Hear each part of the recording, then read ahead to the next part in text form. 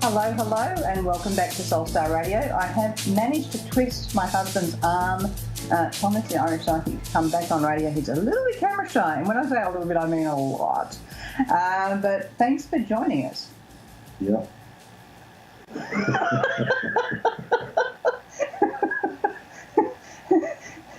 So You're the radio lady. I'm just the background lady.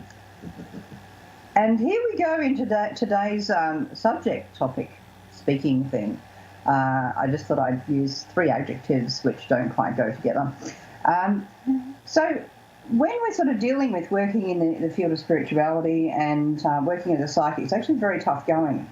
People sort of go, I'd like to be a psychic because I want purpose and I want not to have to put up with bad people and 9 to 5 hours. It's actually an incredible number of hours that I actually work as a psychic in, and I'm travelling backwards and forwards between home and work all the time. And you're not just a background person, dear. Yes, for that, Man of few words, as they say, is usually wiser than man of many. But so you do need a lot of support when you're working in this field because you're busy all day supporting others and in their readings. And so sometimes people will sit there and say, but how can you understand this and how can you know that about me? And I even one time was sitting there with a client, and actually she was very young and she'd been in a relationship for 6 whole weeks. And it was breaking up, and I was giving her some very frank guidance about that. And she said, but you can't possibly understand how hard my life is because this guy, I'm stuck on him and I can't let go. And you don't know how hard my life is. And I actually sat there and I looked at what was a wristband on my arm here. And then I just looked back at her. And and the wristband was actually something you had to wear to get in behind the lines of the bushfires that had ripped through the back of our community up through the King Lake Ranges, and it's known as the Black Saturday bushfires, which was just horrendous.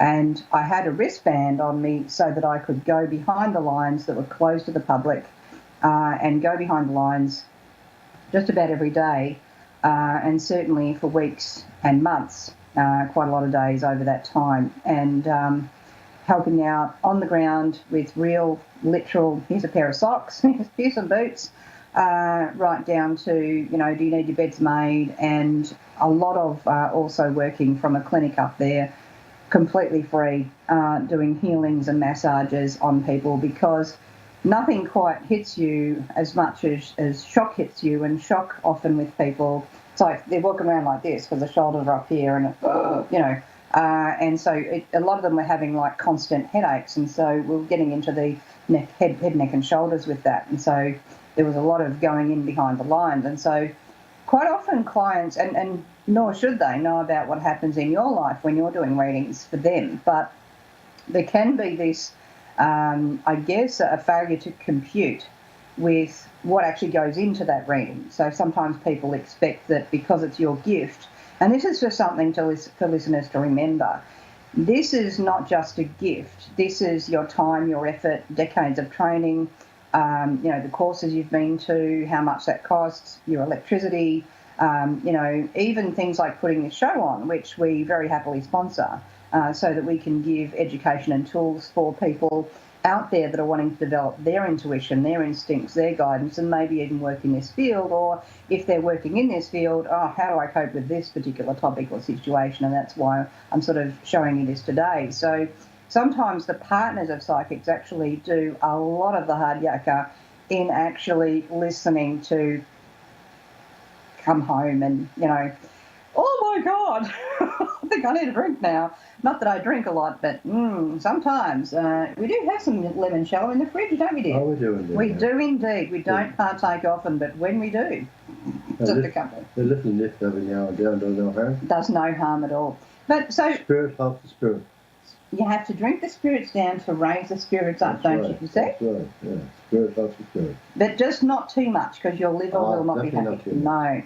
No. So when you're sort of, dealing with people and, some of the sorts of things they come along with, and you can't understand how hard my life is and that sort of thing. What sort of things do you usually do to help with those sorts of people?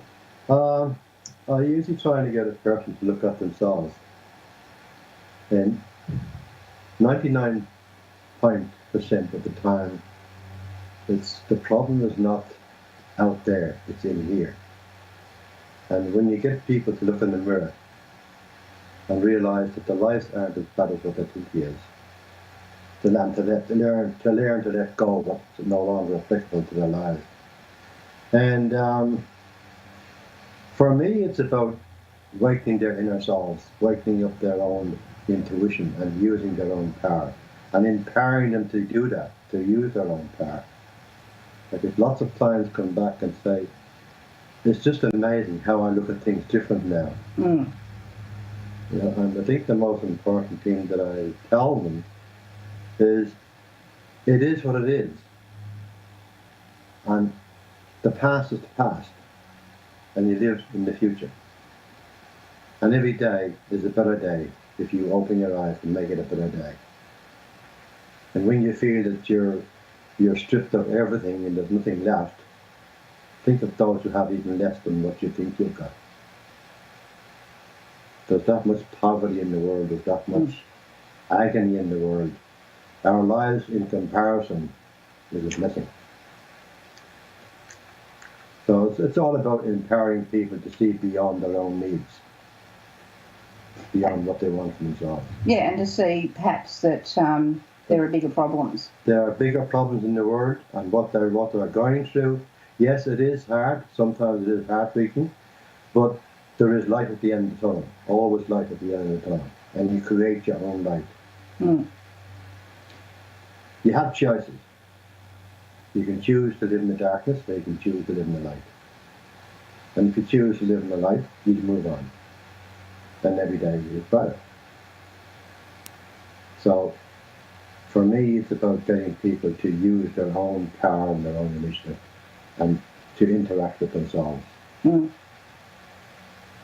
Resilience is an important thing, particularly in this field, because you've got to spring back and you've got to, and particularly if you're looking to be a reader, you need to be able to go, okay, well, there's the line I'm drawing under today, and here's tomorrow. Every day's a new day. It's not, everybody that comes to see you don't always come with the right attitude, and sometimes people need a rude awakening. They sometimes get that, and then they call me rude. So sometimes you have to be blunt. You have to be very blunt, and that's not easy, but at the same time, it's like shocking. Give them a shock. And it sometimes takes a shock to open your eyes. At least it's not electric shock therapy, because that could be rather dangerous. It's definitely not, nothing like that. No. It's all about the mind, activating your own mind. What else can I say about it? Well, you got your believers and you got your disbelievers. But sometimes I find it hard to comprehend why people who have a disbelief and a totally closed mind would come for a reading.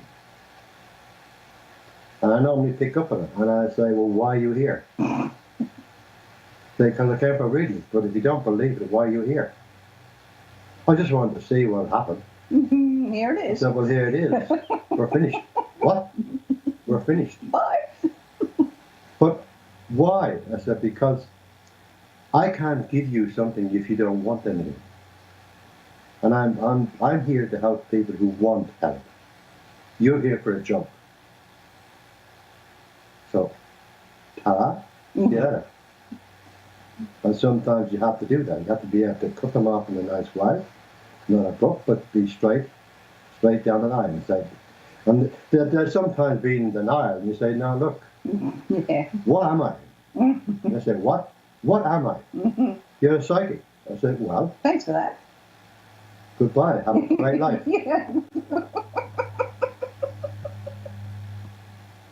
What do you suggest? Like, I know what I think, but what do you suggest to someone starting out and they've had their first one of those types of clients and they're like, oh, not psychic. And no, you are psychic.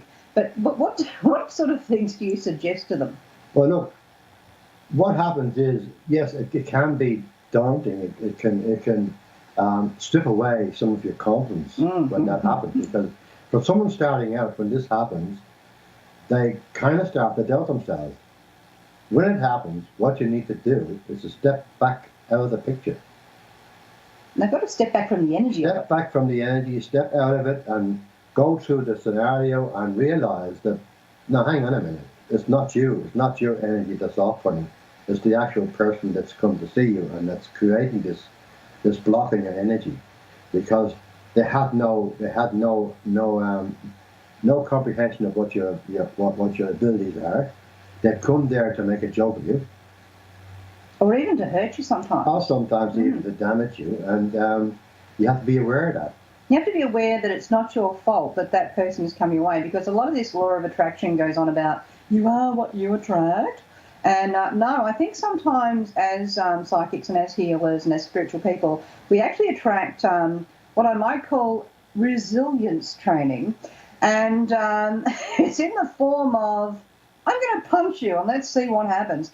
And it's sort of like punching your energy field with, whoa, and how do you cope with that? And I think that it's like, the best martial arts training is through actually sparring, and you get to a point where you don't react to this and you're actually holding your own energy, and it's fine. You're quite happy that they have their opinion view, and you're not bothered by the fact that they're trying to take you to task, because you're in your own space, they're over here.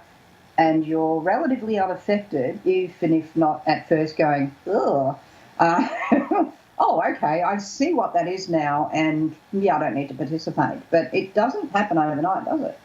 No. It takes time. It takes patience. It takes belief. It actually, to be honest, sometimes I think this happens for us to be able to examine ourselves. That too. And it's put there as a lesson. They're all lessons along the way. And the lessons we have to take from that is to learn patience, never to doubt yourself. Yeah, that's a big one. And to be able to create a buffer that is not damaging to anybody else, even the person that's creating this. It's to be able to let that person go in good faith. And it's like saying, that is your belief, and you're entitled to it, and I would never take that away from you. That is freedom of choice. Yeah. This is my belief, and I would expect you to respect the same thing. Don't try and take it away from me. And this is where you're able to just let it go and smooth out the way. Like, I was doing an event once, a ladies' night out. And I was reading for all the ladies, and they were absolutely blown away. And this lady sat down, and I saw her energy coming. She plucks herself down, and she says, I said, what do you expect to get out of this? She says, oh, nothing really. I don't really believe in this. I said, oh, you don't believe in it? She said, no, you don't really believe in it. I said, oh. So she said, what are you going to do? I said, okay, we'll cast a stone and see what happens. So I cast the runes, and I looked at her, and I looked at the runes. She said, what? I said, well... Nothing. Nothing. She said, what? I said, you've got nothing. She said, what do you mean? I said, well, darling, you asked for nothing, and the universe has complied and given you nothing. I'm sorry, it's got nothing. There's nothing. I can't pick anything up on you. You create the block, and it's there. That's your energy. And it's not giving you anything. Have a great night. Said, what? Said, have a great night. And she took off, really indignant and totally disgusted with herself. But later on the night, the lady that hired me came down, and she actually congratulated me and said, everybody has heard what you've done with whatever her name was, and they're absolutely over the moon. Congratulations. So there you are. So sometimes it works in your favour. But it's all about being honest too. Yeah, you got to be honest with yourself, and you got to be honest with your clients. And for someone in the field that's beginning and starting out, you have to be able to listen to your inner soul, listen to that message that's coming through to you, and don't stop to question it. Because if you start to stop to question what's happening, what you're feeling, what you're getting, What happens is you say, oh, I can't say that because it doesn't make any sense. What you have to realize is it's not meant to make sense to you. It's meant to make sense to the person who's sitting in front of you. And that is why we have to train ourselves not to interact or interfere with what we're getting. Just give it across as we get it. Mm. Speak as we feel, as it's coming into our minds, let it go. It doesn't matter what it is, how ridiculous or how outlandish it is, let it go. It's not meant for you. You're getting that message to pass on. Mm. And that's what I do. And that's what you have to train yourself to do. So if you're getting told by Spirit, this lady's just here to bag you out, and she, I don't know, there may be several different intentions going on here. How do you diplomatically say to someone, sorry, I'm not doing the reading today, for example, and No. is saying, I'm not doing the reading, okay? No, you can't just say I'm not doing the reading. What I do say is when I get a feeling like that, what I usually say do is, look, I'm sorry, I can't pick anything up for you because I don't think we're meant to connect. Yeah. And there's nothing to do with you. There's nothing to do with me. It's just that the energy is not coming through, and that means to say that you're not meant to see me. Yeah. So I wish you all the best. Yeah. And I would suggest you go away, have a think about it, and then when you do feel inclined to come for a reading, perhaps you could try somebody else. Mm. And your energy might connect, but our energies are not connecting. Mm. And you let them go in peace. That's it. Yes, absolutely. And it's a nice way of letting people down. Without invalidating them. Without getting into a conflict. No. You don't want conflict. Yeah. But they'll remember you with that, but not in a good way. That's right. That's right. I find I do say, look, I'm not going to do this reading today, but I do wish you the best, and I absolutely have nothing against you, and it's just we're not meant to connect at this time. If someone flashes in front of me and it's like, wow, okay, I might actually say, hey, I've just had an impression of this particular person that you might actually relate to and really enjoy reading from. And and when I've done that, they've said, oh my God, I've seen that person and I really like them. And I'm going, go back, enjoy it, because we're not necessarily going to connect with absolutely everyone. And it's not like buying a Barbie doll from Kmart. It's not, here's a million of them all manufactured exactly the same, and here's the, caravan Barbie and, shopping Barbie and different versions of that you can all buy. It's a personal interaction. It's a rapport between two people. Even if you don't say anything, there's still a rapport of energy here that it's connecting. It's connecting individually. in. It's connecting in. That's correct. And if it's not connecting, it's not connecting. That's There's right. no need to make anyone feel bad. You can't force it. Yeah. And unfortunately, there are a lot of people in the field who do actually force it and come out with a load of garbage because it has no meaning. If you're not getting it spiritually, you're not getting it intuitively, and you're just making it up in your mind, you're not doing yourself justice, and you're not doing the client Not doing the client, yeah. But also you've got the other people who they won't. You get one lot that they'll go ahead with the reading, they're not getting the feeling of. But then you also get the people who go, you're not ready to see me, and there's something wrong with you. And that, once again, it's totally unnecessary. That's right. It is because you don't need to put it down for. I mean, don't forget that for every negative energy you put out, And it comes to that. it comes back tenfold, and there's no ifs or buts about that. You got to have that belief. If you put your finger in the fire, you'll burn it. If you put 2 fingers in the fire, you'll burn 2 fingers. Mm. And that, that whole thing, you see these memes on social media about if you get a bad feeling about someone, that means it's bad. I just think that sometimes this bad feeling is really just a feeling of we're not vibing, we're not connecting. That's all it is. I view the world this way, that person might view the world that way, and I'm not at that point either yet, or it's not on my pathway to be on that point at any point. We're just different, and sometimes that repelling feeling, it actually doesn't mean that anyone's bad, good, or the Buddha. It just means this is not syncing. And when it's not in that sort of harmony, it's really important to respect that person and that being just as they are without having to go, oh, it's because they wear yellow or blue or pink or purple. It's this is just them, that's me, it's okay. Make sense? Yes, perfect. Hmm. Perfect sense. And it's like you say, if you get a bad feeling about someone, it doesn't mean that there's something wrong with that person. It just means that that person could be going through a crisis. Yeah. And you're picking up on that energy, and it creates a negative feeling in you. But that's the negativity that's coming from them and their situation. Oh, and another example is I remember I used to do readings for this lady who was like 4 foot something, really, and very slim, and yet there was this massive energy around her, and I'm like, oh, look at that, what? But look at her. Whoa, look through that to her, and wow, what an amazing woman. And it turns out that she was a prison riot negotiator. She was this tiny little thing. And her energy was huge because she could walk into these prisons that the guards had locked themselves out for safety purposes. She would walk in and she would sit down opposite people who were like mass murderers and things and all sorts of stuff. And she'd have a conversation, and she'd have these 6'8", tats muscles standing behind her like, you touch her, you're going to face me, man. And and she'd be sitting opposite some other guy equally frightening, and be like negotiating how we're going to, calm things down. And she would just very confidently walk through these flames unburned, and she'd be able to walk back out again. And she never had fear. That's one of the things that is very important in this field. Mm.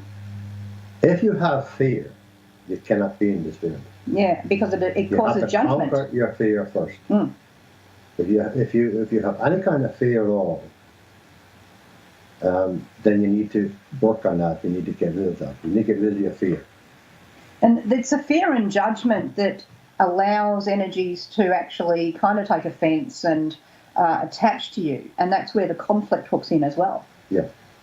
So you see, the reason this woman was able to walk through there and never be harmed, yet there were really bulky prison officers that possibly, a couple of might have been black belts, who knows, but very strong people used to dealing with these people all the time under certain conditions with their weapons, and yet here she was walking in without anything on her. But you got to remember, she had the greatest weapon of all. Yes, she did. And the greatest weapon of all was her self-confidence and her energy and her spirit around herself, that she knew that she would be unharmed. Mm. She had confidence in the spirit looking after her. And yet she would come to me because she would say, I've tried to go to, however many number of psychics, and they've all said, I am evil.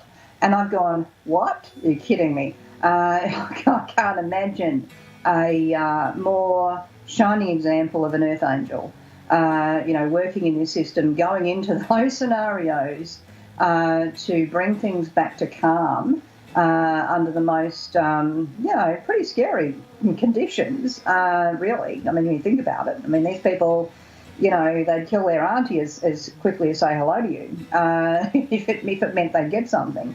And yet, she's able to do that. And so, I could see through all of this stuff around her aura. And this is the thing to remember as well. Sometimes you get people and you go, and you can be picking up on the abuse that is around them being put to them. And you can think, if you're not training yourself here to let go of the judgment, you can think that that's them when actually it's something being put on them.